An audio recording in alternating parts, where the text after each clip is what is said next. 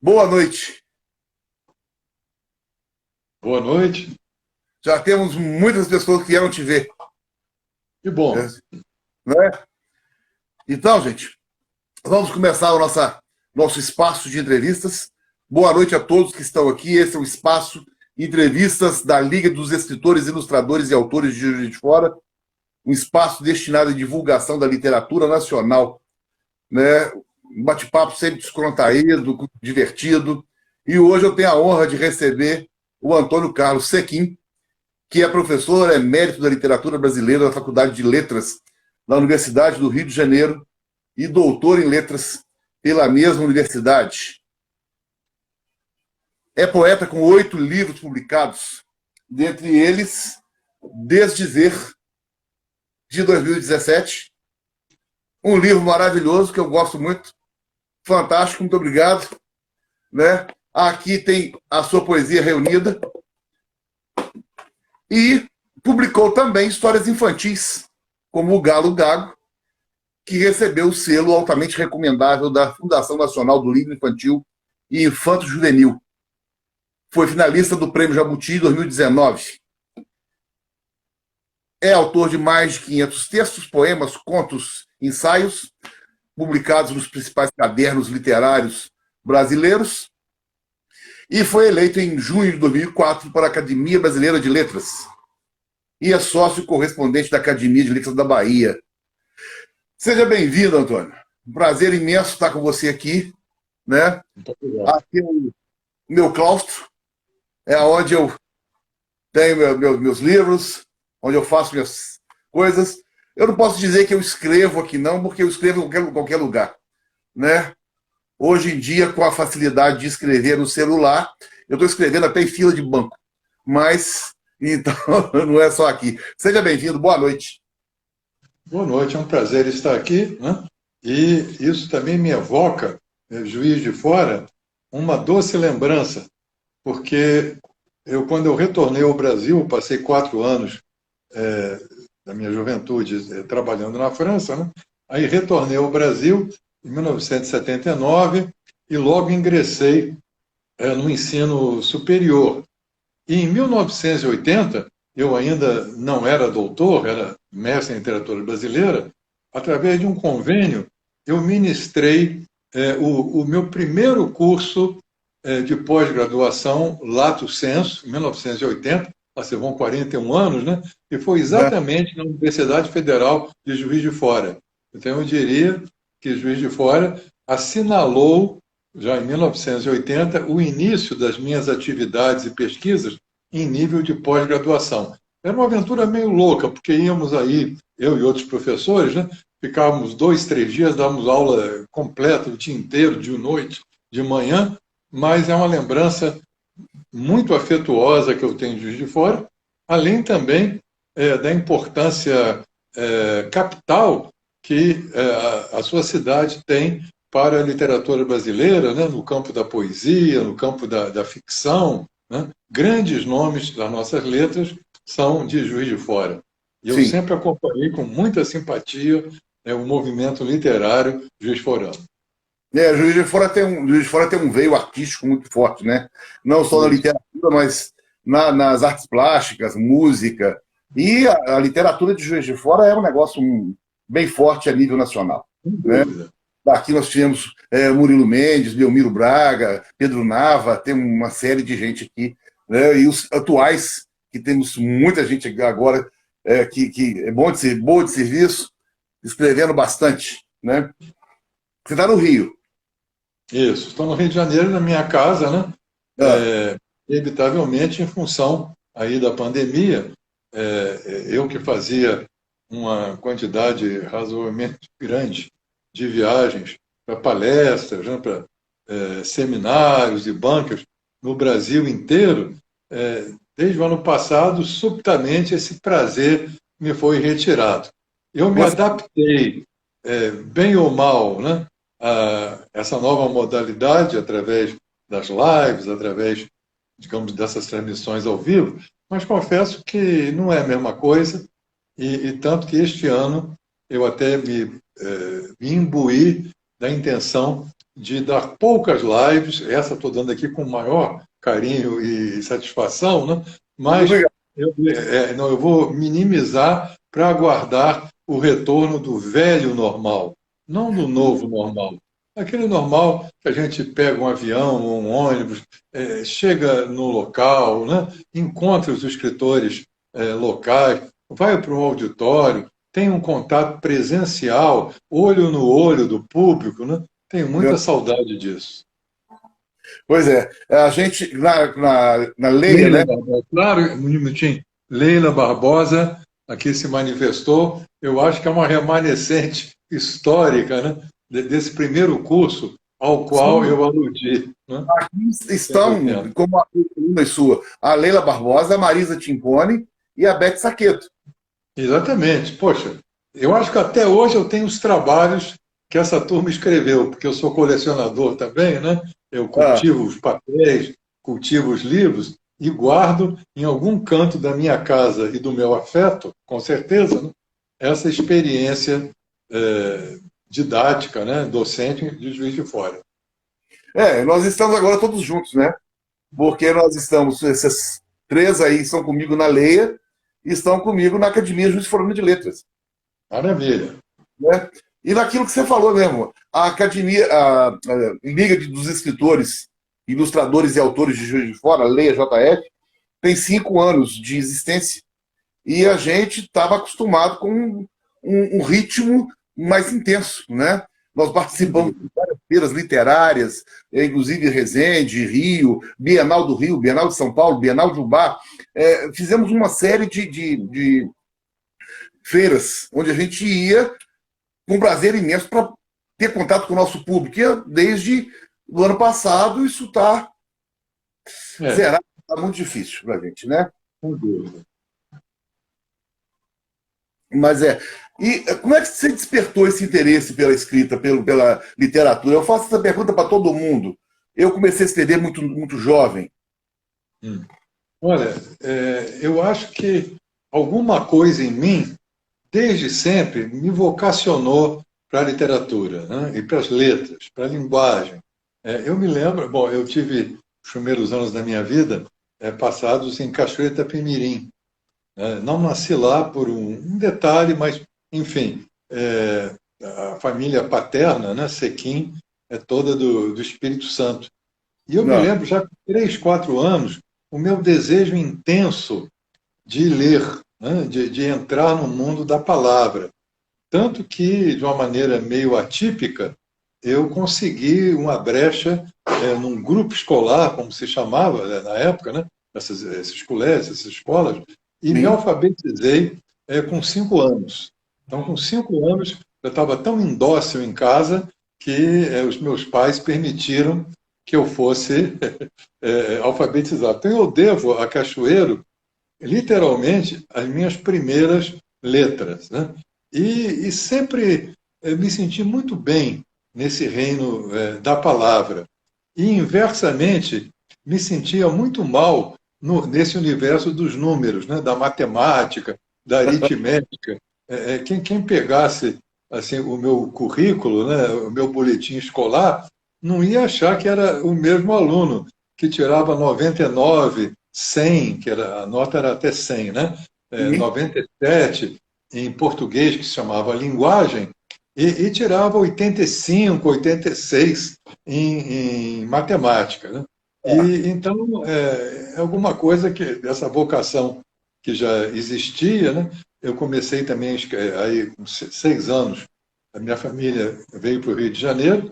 Desde então, aqui ficamos radicados.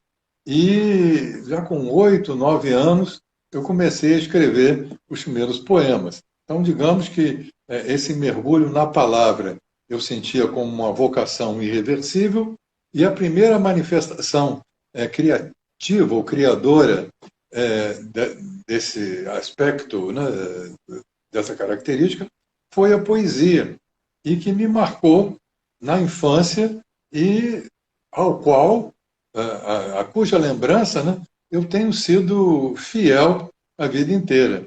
Porque, apesar de transitar entre vários gêneros, né, não há dúvida que a poesia, tanto quanto prática, dentro do possível, dos meus limites, quanto também como prática criadora, como prática também crítica, né? E Ah, prática de magistério. Eu diria que, assim, no conjunto das letras, a poesia é o meu grande latifúndio, o que não impede que eu faça incursões prazerosas lateralmente a esse espaço central. ah. Muito bom. É interessante.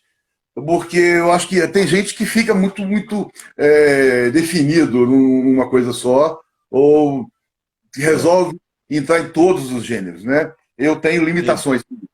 Eu tenho uma certa dificuldade, apesar das meninas acharem que não, né? Eu tenho uma certa dificuldade de escrever coisas muito românticas e coisas para criança. Mas, Isso. né? Não, todos nós temos limitações. Eu Claro. acho que a inteligência é você perceber onde você é menos limitado, né? Aham. Então, e investir maciçamente nesse território onde você se sente menos limitado, porque muito provavelmente nesse caminho aí é que a gente vai poder produzir alguma coisa, pelo menos razoável. Sim. Tem mais uma fiel escudeira aí, ó, Cecília Scarlatti, A Cecília, opa, que bom! né? Cecília, um grande abraço aqui, um beijo para você. Pois é. A Beth Saqueto já disse que adorava assistir suas palestras no Rio, né? É. Mas é interessante Eu isso. sou um palestrante sempre meio apaixonado, né? Ah, Então, a não ter outro mérito ou outros, pelo menos eu posso dizer que até hoje eu sinto muita empolgação em falar dos poetas, em falar dos poemas, né? Aquilo me atinge de fato de uma maneira muito intensa e eu procuro compartilhar essa paixão, né? Porque eu creio que o professor deveria sempre pensar que o que ele diz é contagioso, né? Pode contagiar pelo entusiasmo, como também pode, por exemplo, inocular o tédio. Então, se o professor tem uma relação distanciada, burocrática com a literatura, dificilmente ele vai motivar os seus alunos, né? Porque não vai haver a criação de uma empatia em que os alunos sentam uma carga, digamos, de verdade no que o professor está dizendo. Não de uma verdade absoluta, mas da verdade dele, do claro. professor, e da paixão com que ele tenta transmitir essa verdade. A função do professor é muito intensa, né? Porque a gente tem aquela coisa de carregar esses alunos para onde a gente quer, né? É Então, difícil eu isso. diria, resumindo, o professor deve despertar paixões, não Claro, pela figura dele, não é necessariamente, mas, digamos, pelo texto, né, que o apaixona. com certeza, né? Qual foi seu primeiro trabalho publicado? Bom, essa parte da origem, né, a gente às vezes fica um pouco perdido quando o tempo passa, né? Porque eu me lembro que eu publiquei meu primeiro livro de poesia com 21 anos, não? Um livro de poemas. Tinha Ah, publicado um pouco já antes na imprensa. Então, depende do recorte que a gente dê, né? Quer dizer, como objeto autônomo, né, eu diria que eu estreiei com 21 anos com um livro de poemas. O primeiro texto, assim, o primeiro conjunto de textos mais consolidado, já tendo tido antes experiências na imprensa também, né? Escrevi no Pasquim, na época gloriosa do Pasquim, né? muito bom, Época, a época em que a censura lá vigorava no Brasil, né? E sim. um pequeno troféu que eu tenho, que eu nunca exibi, são os textos censurados, né? Aquela sanha do censor que pegava uma caneta pilô e fazia um X horroroso, dizendo que aquele texto não podia sair, aí era devolvido. Isso eu guardo aqui no meu pequeno museu, um museu particular das minhas memórias. Muito bom. Seria interessante publicar a publicação desses textos censurados. Censurados. Aí o pior é o seguinte, que eram textos que não eram nem necessariamente políticos. Eu escrevi alguns textos, digamos, com muita ironia política, e às vezes esses textos passavam. Agora, curiosamente, os textos que eram puramente literários, às Ah, vezes eram censurados, porque o censor, como não entendia bem, pensava que havia alguma mensagem ali.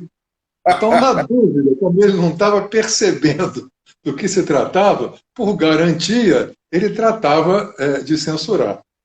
de repente pensava, eu não sei o que é, mas pode ter É, gente que saiba. não, deve ter alguma coisa aqui, né? É, Então, por precaução, o censor ou os censores cuidavam de impedir isso, né? Então, hoje em dia, quem está escrevendo com faixa de idade menor, né, não pode imaginar o que era você escrever sobre regime de censura, né? A cada semana deixar que uma pessoa, provavelmente sem grande instrução, sem grande conhecimento literário, né, fosse o responsável para dizer que o que você escreveu podia ou não ser publicado, né? Era uma época terrível, sem pois é, dúvida. eu não cheguei a viver bem essa época, assim, eu não escrevia, né? Mas você acha que essa época chegou não é incentivar, é fomentar a arte, a literatura, porque ela é proibida? Não, na verdade, também sempre se fala de uma decepção cultural pós-ditadura, Ah, naquela posição de que acabou a ditadura, vamos ver os tesouros que estavam escondidos, né? Normalmente a colheita é pequena, não sim, que não houvesse tesouros, mas porque as grandes obras, de uma maneira ou de outra, elas conseguiam circular mais ou menos apesar da censura, né? Então eu me lembro, por exemplo, de um romance, O Zero, do Inácio de Loyola Brandão, né? Que foi proibido aqui e foi publicado na Itália. Conseguiu sim, um espaço lá. Rubem Fonseca teve romances e contos proibidos e depois houve uma entrada na justiça e acabaram sendo liberados. Portanto, eu não creio que nós devamos louvar a ditadura em nenhum aspecto, nem mesmo nesse de que ela seria responsável pela eclosão de textos. Né? Temos que recusar a ditadura em qualquer circunstância, né? e dizer que, bem ou mal, a literatura conseguiu sobreviver. Até mesmo porque, sejamos francos, né? No universo da cultura, e, sobretudo, digamos, se pensar na cultura de massa, a literatura sempre exerceu um papel relativamente modesto. Então, os censores estariam mais preocupados, e bem mais, com aquilo que pudesse se passar no teatro, em especial na televisão, pelo potencial de atingir um público imenso, do que claro, propriamente do que aquilo que se passava num livro, né? Com a sua tiragem de 500 exemplares, 1.000. Na imprensa era um pouco diferente, porque como o Pasquim tinha uma tiragem bastante elevada, né? Aí já havia esse perigo para o censor, né? Da difusão de ideias subversivas. Mas eu diria que, no conjunto, a produção literária, o livro, a poesia, né, como um discurso clandestino ou aberto, conseguiu driblar bem o período e dar o seu recado. sim. Porque o jornal, na realidade, ele atingia uma massa maior da população. Sem dúvida. Então, como a música, por exemplo. Exatamente. E aí vai lembrar, né, em especial, os jornalões, né, os grandes jornais, o Estado de São Paulo, né, e outros que tinham o Globo, o Jornal do Brasil, era censura diária, né? Era a notícia que podia ser veiculada e a notícia que não podia ser veiculada, apesar de ser verdadeira. Sim, com certeza. Uma fase difícil.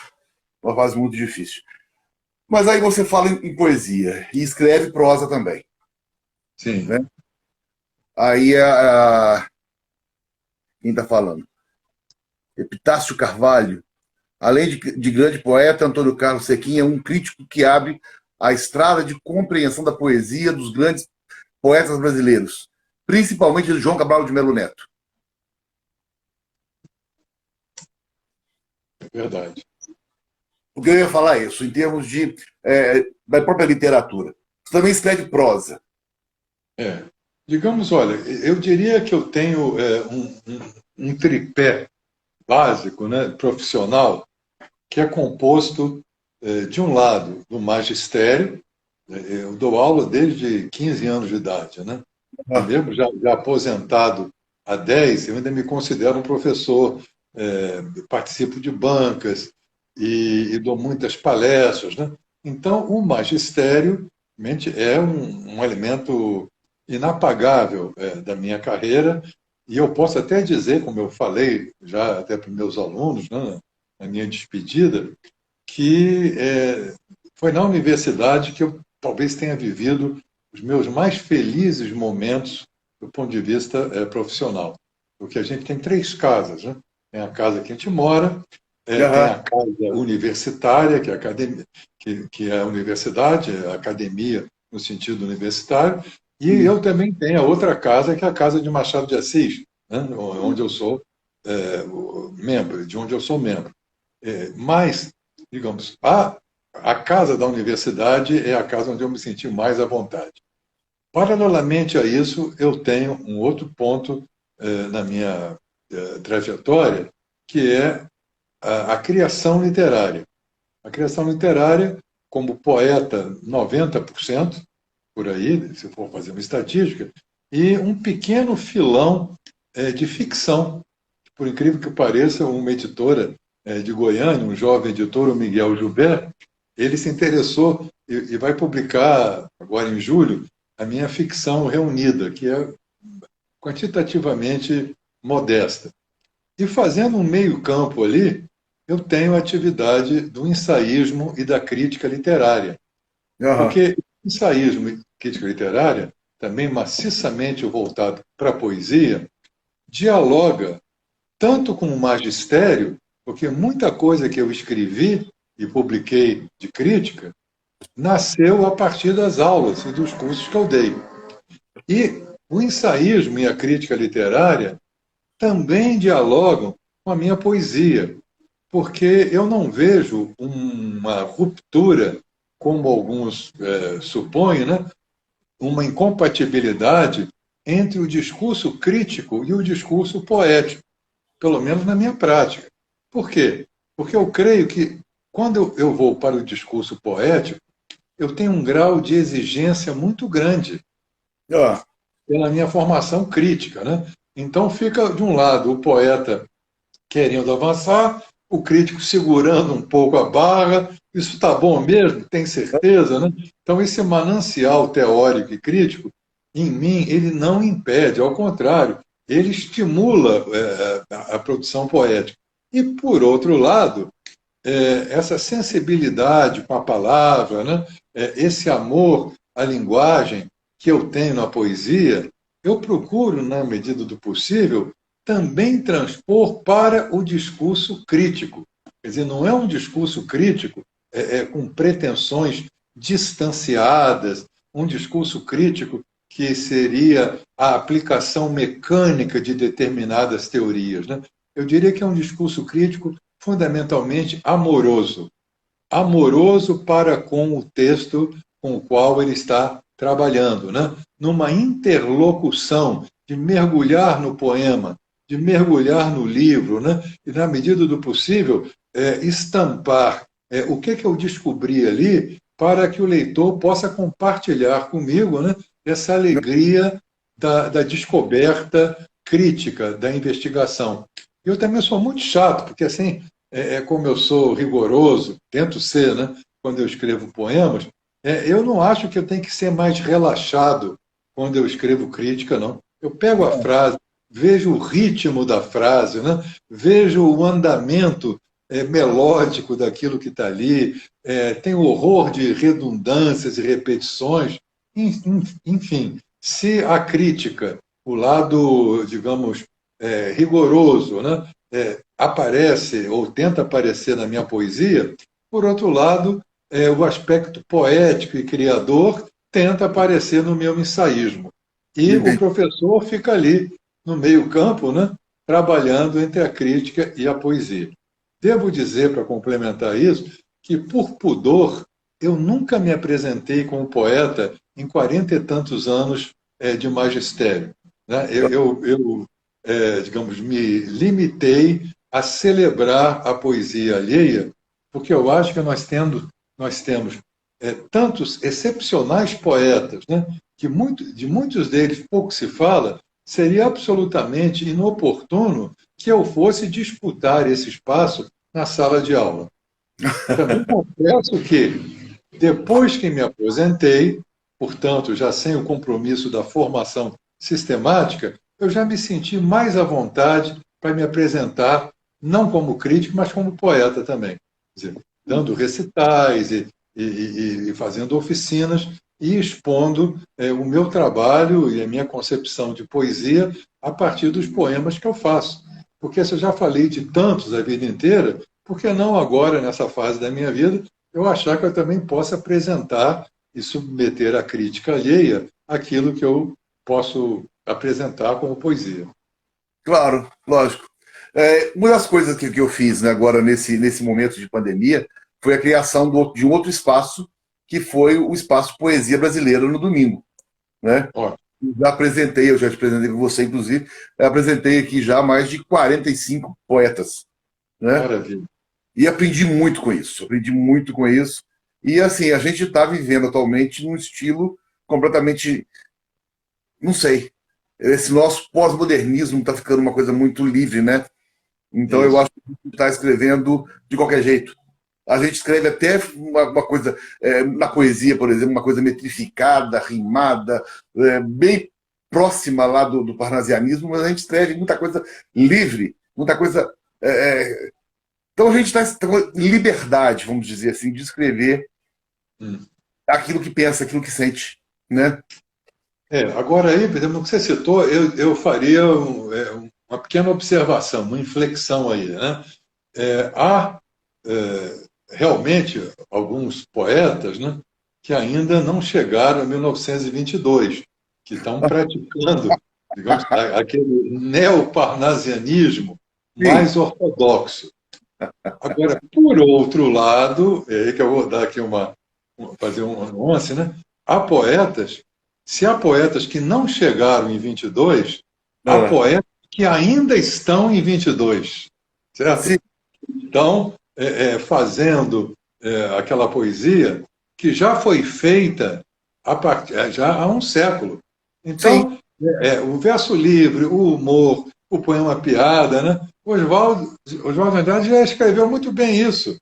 Então, se a gente for radicalizar, pode ser uma posição tão conservadora, ou quase tão conservadora, você mimetizar os parnasianos, sim. quanto você mimetizar os modernistas também. Porque os modernistas criaram um estilo, criaram uma maneira. Aí você vai, bom, então agora digamos, é a terra do vale tudo, quer dizer, é o perigo, né?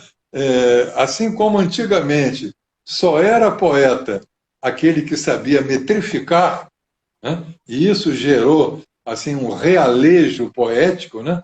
Uma máquina automática.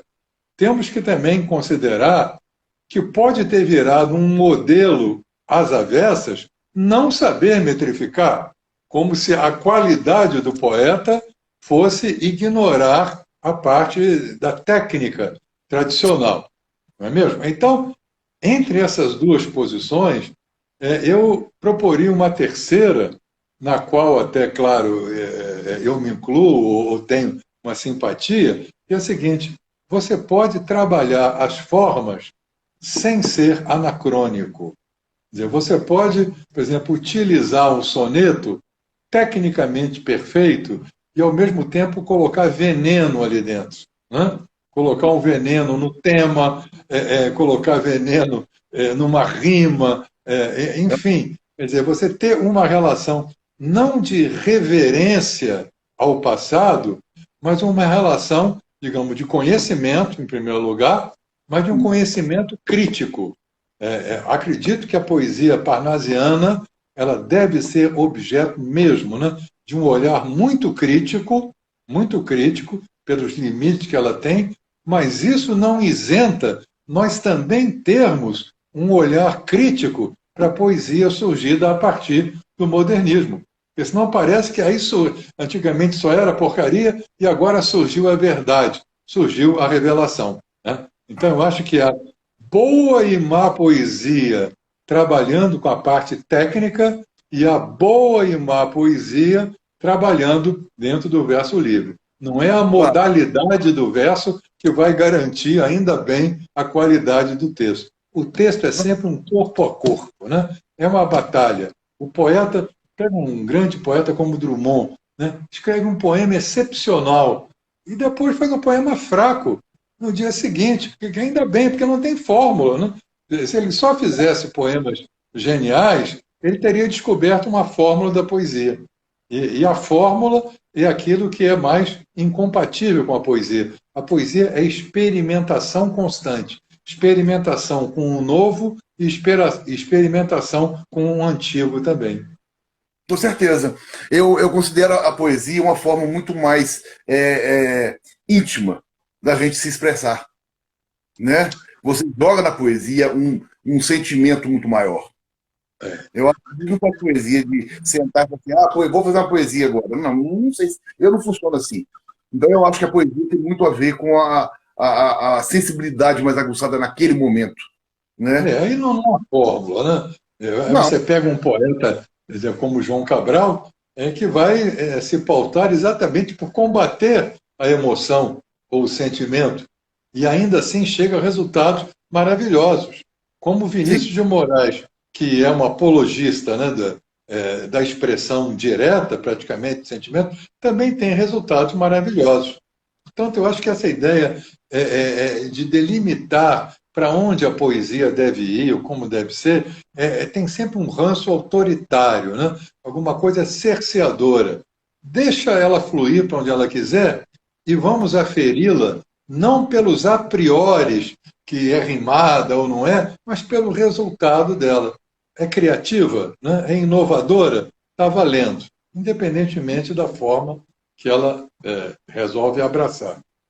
com certeza. Eu sempre pensei assim, apesar de tentar fazer uma coisa mais parnasiana no início, eu tive uma orientação, inclusive, na minha parte poética, de um professor de matemática, que ele era poeta, né? Sim, Entendeu? Ele queria que eu fosse mais parnasiano do que livre. é, Depois eu tive outros caminhos, mas eu acho interessante essa coisa do esperar o resultado da poesia.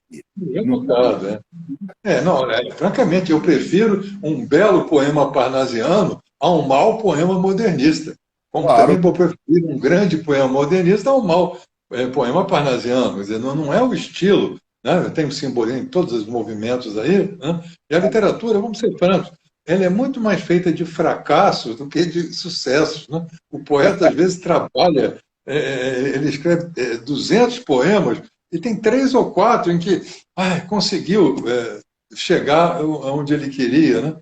E, aliás, e também eu penso que quem deve dizer se o poeta chegou onde ele queria não é o poeta, é o leitor, né? claro. Porque o poeta, muito imbuído da sua própria criação, ele sempre acha que chegou onde ele podia chegar, Não, mas pode não ser suficientemente longe. Então, o leitor é que vai avalizar. Não, esse aí foi além. Esse chegou a um ponto que vale a pena. E vamos admitir, né? Cada um na sua, cada um, digamos, vai até onde pode, né? Sempre tentando fazer o melhor, evidentemente. claro, lógico. É uma das coisas que hoje em dia nos cursos de escrita criativa eles fazem, né? É que a pessoa tem que ter, é, como é que chama? Tem que ter um método de escrita, por exemplo, todo dia sentar e escrever de 7 às 9 da manhã. Escreve, escreve, escreve, escreve, escreve. O que for ruim, joga fora depois. Não sei se isso funcionaria. Entendeu? Eu acho que não é muito bem. Não é minha Ah, praia. não, eu não acredito nisso também, sabe? É com uma espécie de adestramento. É, Então, eu vou ser criador das 7 da manhã às 8, é, de 1 hora por dia, né? Não, olha, para quem funciona assim, eu bato palma, né? Mas eu não acho que isso necessariamente vai implicar qualquer melhora do texto. Porque a pessoa pode ficar de 7 às 8 e fazer um texto ruim de 7 às 8.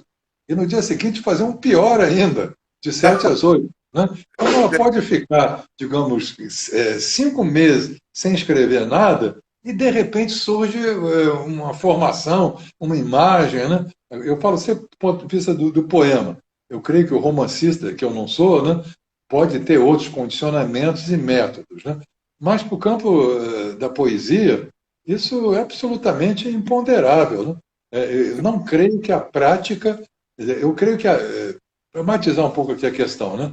Eu creio que você, com exercício constante, você consegue minimizar os defeitos. Você Sim, vai aperfeiçoando. Mas você não consegue, digamos, criar a partir daquilo. Você sabe o que evitar, mas o sopro criador, bom, não posso fazer isso, que aqui está uma cacofonia. Não posso fazer aquilo outro, porque aqui eu tenho um lugar comum. Então, essa prática, ela te aponta os defeitos, né? Essa sim. prática constante. Mas o que botar ali, aí é o talento. Você não pode ensinar talento, né? Você pode mostrar os problemas técnicos para a pessoa Sim, eliminá-los. Mas o que ela vai colocar ali? Aí é o problema de cada um. com certeza. Muito bom, muito bom. A Beth Saqueta está pedindo para você comentar a respeito do seu processo criativo.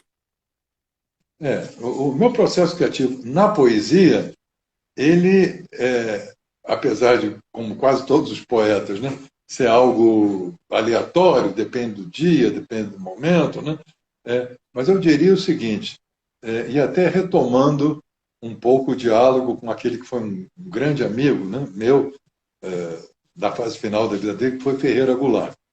Ah, Ferreira Goulart dizia que para ele a poesia nascia do espanto.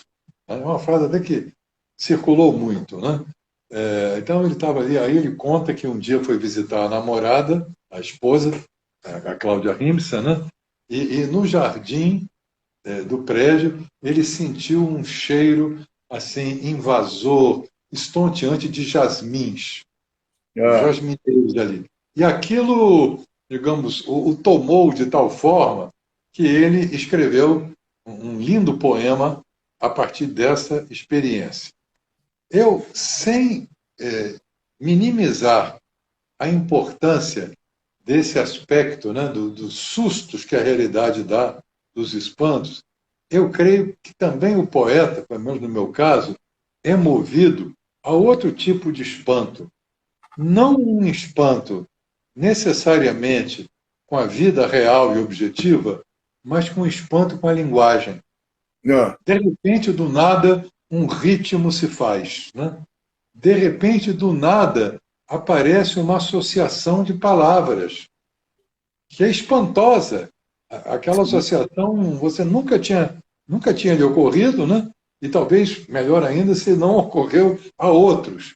E aí você fica tomado por uma espécie de um processo que, é claro, que está vinculado com a realidade, na medida em que a palavra ela vai apontar para um referente, mas que ela nasce, digamos, na pura magia e na pura força da própria linguagem, do ritmo, das imagens, das associações de palavras. Eu diria que eu vou um pouco por isso. Eu sou, assim, digamos, um espantado pela potência do verbo, e um espantado e um adorador, né, da força da palavra. E eu tenho um poema também que eu comento, né, assim, que o poema vai nascendo, né, num passo que desafia. Uma hora eu o levo, outra vez ele me guia. Sim, muito Entendeu? Quer dizer, legal. uma hora a gente acha que está conduzindo o poema, e na outra a gente percebe que são as palavras que estão nos arrastando. Nós estamos ali a serviço delas. Mas por esse meu lado crítico, mesmo quando o poema me arrasta, depois eu faço a operação depuradora, né? Assim como um leitor crítico do que está ali, e dificilmente eu aceito essa primeira versão, essa que nasce no jorro incontrolável.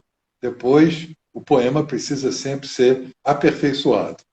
Claro, tem que ser burilado, né? Obrigado, com certeza. É.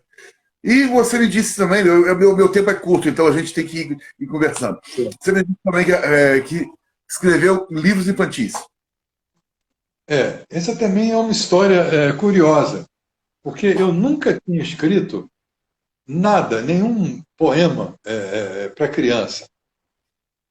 E aí tive uma ideia, a partir também assim, aleatória, né? Motivada por um jogo de palavras. Peguei a palavra galo Ah, e depois surgiu a palavra gago. aham, Galo, gago. Olha aí a celebração, né? Do significante das palavras parônimas, palavras próximas. Eu falei, peraí, galo, gago é quase uma contradição, claro. porque o gago tem dificuldade de emitir, né, os sons, as palavras, e o galo, normalmente, ele é muito senhor de si, né? Ele faz questão de soltar aquele grito, né, aquele canto, de uma maneira que até incomoda muito os vizinhos, né, devido à sua potência. E a junção dessas duas palavras, de um substantivo e adjetivo, me desencadeou em mim um processo de pensar o seguinte: imagine um galo que seja gago. Como a gente sabe, né? É claro que aqui os cientistas me perdoem, mas como a gente sabe que o dia só nasce porque o galo canta, né? Sim, É claro. Quer dizer, o galo, se o galo não canta, o sol não aparece, né? claro. Evidente. E aí, esse foi, digamos, o núcleo deflagrador da ideia, né? Um galo tá gago, se ele está gago, à noite quer ir embora e não consegue, porque Sim, ela só vai embora quando o galo canta, que o sol só pode chegar puxado pelo galo. E aí claro. fica uma escuridão total, né? Não, e os bichos doidos para que a noite fosse embora, a noite suplicando que o galo cantasse e o galo não consegue cantar. Bom, Ah, aí eu não vou dar spoiler aqui, né? claro. Mas os bichos se reúnem, aí uma espécie de um pequeno tribunal, tem um que dá uma ideia assim de assustar o galo, porque tem essa tradição, né, que o galo que levar um susto lá, aí outro, não, não é um bom caminho, né? E estava ali no maior desespero quando um bicho tem uma ideia. Ah, Ninguém tinha pensado nessa ideia, né? Então, dá a ideia e algo acontece. Pois bem, então eu escrevi esse poema, todo ele em quadras, e publiquei no meu livro de adultos, né? Porque eu achei que ele tinha um estatuto que, apesar de ser para um público diferente, não havia por que eu excluí-lo da minha poesia reunida e está aqui no Desdizer. Mas eu ah, sentia que ali havia uma autonomia daquele texto, tanto que pouco depois a Clara Gavilã, que é ilustradora, fez desenhos, ilustrações magníficas, né? E a editora Rocco publicou O Galo Gago como um livro infantil autônomo. E é curioso que o poema não é curto, né? São várias quadras, e saiu redondo praticamente. Eu fiz poucas intervenções e a linha fundamental, né, que a gente já tem desde Cecília Meirelles também é essa relação lúdica com a palavra. Mas eu noto que, curiosamente, os livros que trabalham a poesia de uma maneira lúdica, como os de José Paulo Paes, como a Arca de Noé e sim, como Isto ou Aquilo, da Cecília Meirelles, né, tem mais poemas líricos. Não há muita narrativa poética para a criança, como se a narrativa fosse a ficção tradicional e a poesia fosse a lírica, né? A lírica de Vinícius, a Arca de Noé. Eu procurei alguma coisa que eu creio que certamente deve existir, mas não é muito usual. É você fazer um poema com toda a possível magia da linguagem poética, mas narrando uma história completa, né? Princípio, meio e fim. E aí Sim, nasceu esse Galo Gago. muito legal. Muito bom. É, e como que é uma coisa que eu acho que todo mundo pensa muito e ninguém sabe? Como que é a Academia Brasileira de Letras? Olha, eu devo dizer a você, e até com certa tristeza, que eu já estou quase me esquecendo, porque tem um ano que está fechada. Pois é.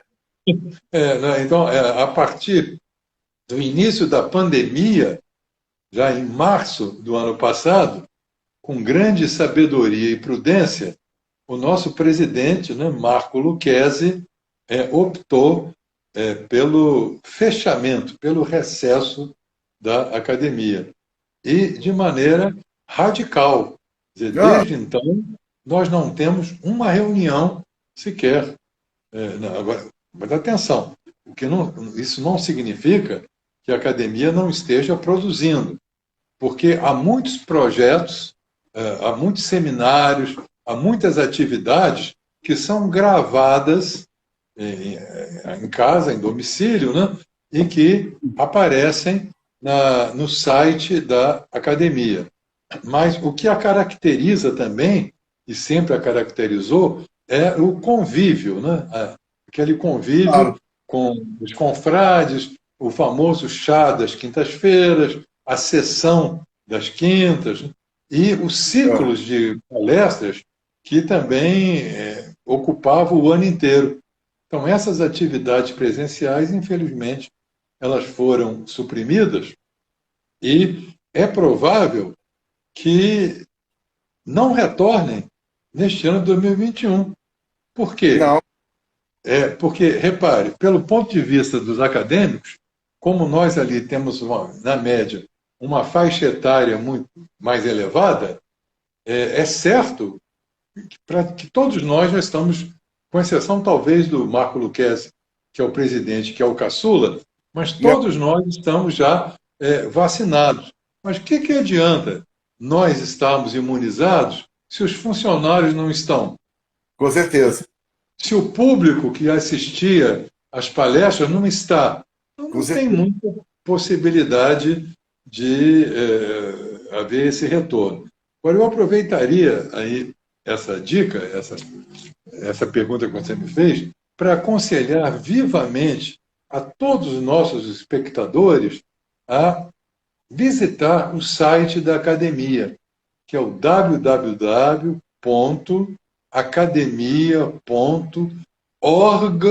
www.academia.org.br. E a academia não é com, né? É Sim. org.br. Porque ali há um manancial de informações, de publicações para fazer download gratuitamente.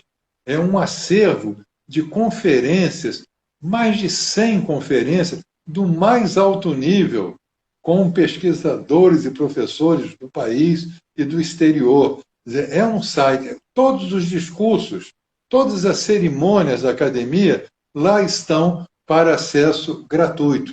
O VOLPE, o vocabulário oficial da língua portuguesa, também é uma prerrogativa da academia e Ah, pode ser baixado gratuitamente.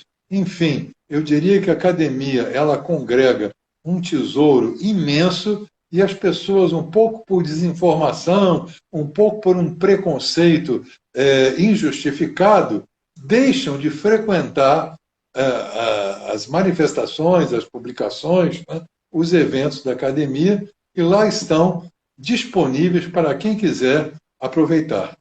muito bom. Vou divulgar dos nossos aqui, claro. É interessante que eu faço parte de duas academias de letras, a de Academia Juiz Forano de Letras e a Academia de Ciências e Letras de Conselheiro Lafayette, que eu nasci em É, Conselheiro Lafayette. E nós estamos conseguindo fazer reuniões online, né? isso. Via- É uma alternativa, mas o presidente, talvez, considerando que alguns acadêmicos, pela idade mesmo, né, não são aficionados ou não manipulam bem a tecnologia, ele preferiu suspender realmente as sessões. Sim. Aqui em Juiz de Fora, inclusive, com a presidente Ceci Barbosa Campos, nós estamos fazendo agora o segundo curso online de literatura. Fizemos um curso ano passado, estamos fazendo o segundo curso agora esse ano. Na quarta-feira que vem já vai ser a 7ª aula, né? Então a gente tem alguma atividade. Na Academia de Lafayette, a gente fez um concurso literário internacional ano passado. Então deu para fazer alguma coisa. Mas eu vou divulgar, então, o site da Academia Brasileira de Letras, que eu não sabia assim, que tinha esse potencial. E é riquíssimo. É riquíssimo. Vou passar a ficar fiel aos. Vale a pena visitar, viu? Nosso tempo está quase acabando. Nosso tempo aqui é 1 hora, o Instagram corta para a gente. Né? Eu acho chegando ao fim. Que delícia. Conversar com você foi ótimo. A gente conversaria, eu acho que conversaria a noite inteira por vários dias. Muito obrigado. O que você poderia dizer para esse povo que está nos vendo aqui, esses ex-alunos seus, né, que são fãs, pelo que falam? Não, você vê, são ex-alunos transformados em colegas, né? Realmente Sim. É algo assim que me comove muito, né? E até hoje eu tenho Facebook, né? Quem quiser se conectar comigo pode ser através dessa rede social. E você imagina a emoção, né? Eu comecei a dar aula, eu tinha 19 anos, já encarava assim, turmas, e os meus alunos tinham 17, na época eu tinha 19, né? Recebo mensagens de pessoas dessa época, né? Que me acompanham desde que eu comecei a carreira, dei aula no 1º grau, na escola pública, dei aula no 2º grau, dei aula no 3º grau, trabalhei sempre em instituições públicas, divulguei a literatura brasileira no exterior, morei 4 anos, né, em Bordeaux. Enfim, isso aí é a razão da minha vida, né, é a minha motivação maior. E, como eu comentei, né, eu acho que a vocação do professor é essa, disseminar a paixão, né, compartilhar o amor à literatura e sempre a contracorrente, né, e no caso meu até a literatura, não só a literatura é minoritária, como a poesia ainda é um gênero minoritário dentro da literatura. Né? Há muito mais estudos e leitores de ficção. Então, a contracorrente, eu tenho investido toda essa minha vida na literatura, que me dá essa sensação assim, de algo que frutificou de alguma maneira, né? E me gratifica enormemente. Muito bom. Hoje em dia a gente tem tido muito, uma coisa que nós conversamos, talvez dê tempo ainda de conversar isso, a respeito de a pessoa se aventurar em vários gêneros. Hoje em dia nós temos essa coisa da antologia, que as editoras fazem com concursos, com livros normalmente pagos, e a pessoa fala, eu vou fazer um conto infantil porque eu nunca fiz isso. Né? Não sei. Não, como eu falei, eu tenho áreas muito específicas. No campo da poesia, como você citou, em 2017, eu publiquei Desdizer pela editora Pop Books, né?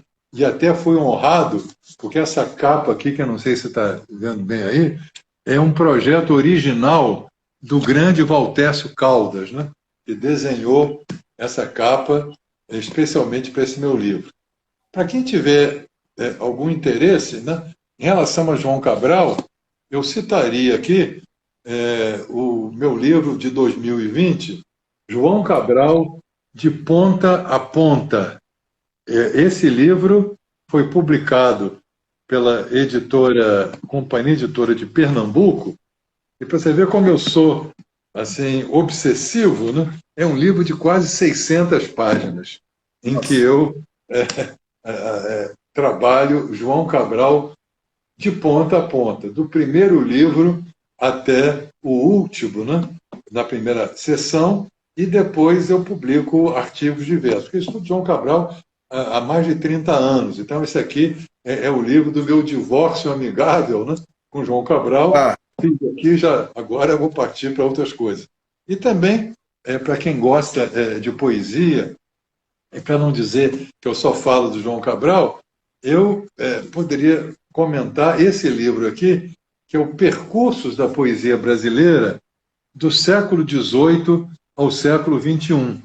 Eu até fiquei muito honrado, porque esse livro ganhou o prêmio da APCA, Associação Paulista de Críticos de Arte, né, como o livro do ano em 2018 na área de ensaio literário.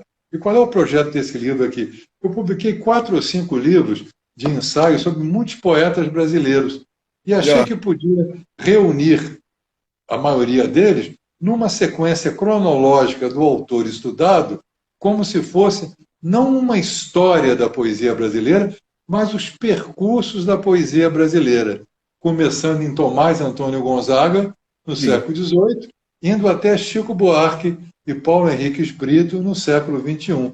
Então, uma espécie de uma antologia do meu ensaísmo literário, né? Esses ensaios colocados em ordem cronológica da criação dos próprios poetas. É isso aí que eu poderia falar das minhas produções mais recentes, agradecendo a oportunidade que você me deu dessa nossa conversa aqui e de eu reencontrar, mesmo que virtualmente, né, pessoas que estavam lá no começo da minha trajetória. Muito obrigado. A gente vai conseguir reunir todo mundo ao vivo, com certeza, e não vai demorar muito, não. Eu acredito que em 2022 a gente esteja todos vacinados e com possibilidade de fazer muita coisa presencial, né? Okay. Estamos tendo muito problema, inclusive. Hoje, um problema, inclusive, com aula. Eu dou aula na Faculdade de Medicina e Juiz de Fora, e é um negócio complicado, porque a aula online, não sei se ela atinge o objetivo da nossa aula presencial. Não atinge, né? Falta o olhar, né? O olhar real. Com certeza. Mas esse seu livro é interessante, porque nesse processo que eu estou fazendo da poesia brasileira todo domingo, uma ideia que eu tive de fazer foi fazer justamente um apanhado desses poetas todos, que eu já falei aqui, né? São 48 poetas, por uma ordem cronológica. Ótimo. Né? Então é essa ideia. Fazer uma ficha catalográfica desse poeta, fazer algumas curiosidades a respeito dele, que ninguém fala, né? De repente, quem sabe, né? É isso aí. Né? Muito obrigado, foi muito bom, né? Acho que todo mundo que está aqui, quem gostava de você gosta muito mais. Poxa, muito obrigado. Foi um prazer imenso para mim. Tá? Obrigado, igualmente, um grande prazer, tudo de bom e até qualquer momento. Obrigado, hein? Tchau.